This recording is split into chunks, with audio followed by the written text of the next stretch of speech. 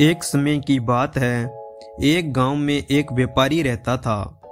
उसके पास एक गधा था। वह जब भी व्यापार करने जाता तो अपना सारा सामान गधे पर लादकर खुद पैदल चलता था। व्यापारी को धीरे धीरे व्यापार से अच्छा लाभ होने लगा, तो उसने सोचा कि क्यों न एक घोड़ा खरीद लूं। फिर मैं गधे पर सामान लाद लिया करूंगा और खुद घोड़े पर जाया करूंगा। इससे समाज में भी मेरा मान सम्मान बढ़ जाएगा। फिर व्यापारी एक दिन बाजार गया और वहां से एक महंगा सा घोड़ा खरीद लिया।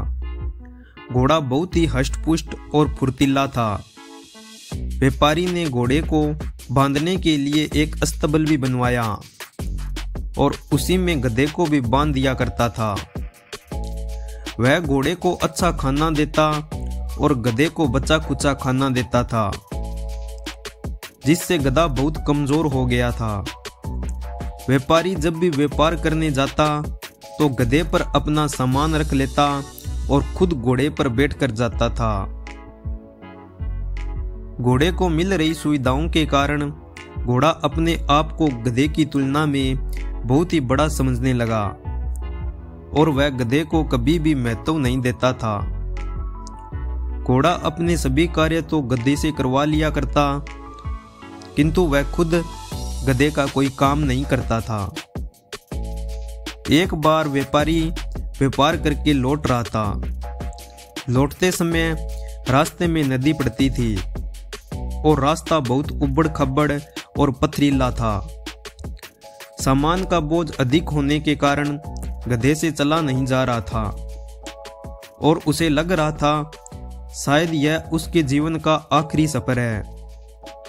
अपने आप को अत्यधिक कठिनाइयों में देखकर गधा घोड़े से बोला, भाई आज अधिक वजन होने के कारण और रास्ता खराब होने के कारण मुझसे चला नहीं जा रहा।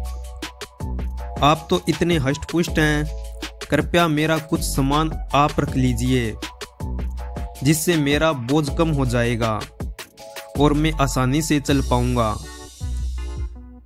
गधे के मुंह से इस तरह की बात सुनकर घोड़ा उस पर अत्यधिक क्रोधित हुआ और बोला, मैंने कभी बोझ उठाया है जो आज उठाऊंगा?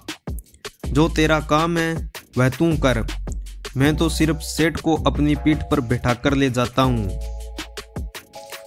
घोड़े की बात सुनकर गधे को अत्यधिक निराशा हुई और वह जैसे तैसे रास्ते पर आगे बढ़ने लगा।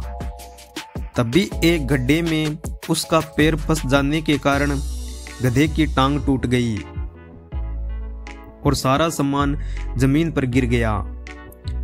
गधे से अब उठा भी नहीं जा रहा था। व्यापारी ने देखा कि गधे की टांग टूट गई है, तो वह घोड़े से उतरकर गधे के पास आया और गधे के सारे सामान को घोड़े के ऊपर लाद दिया। साथ ही गधे को भी घोड़े पर ही बांध दिया।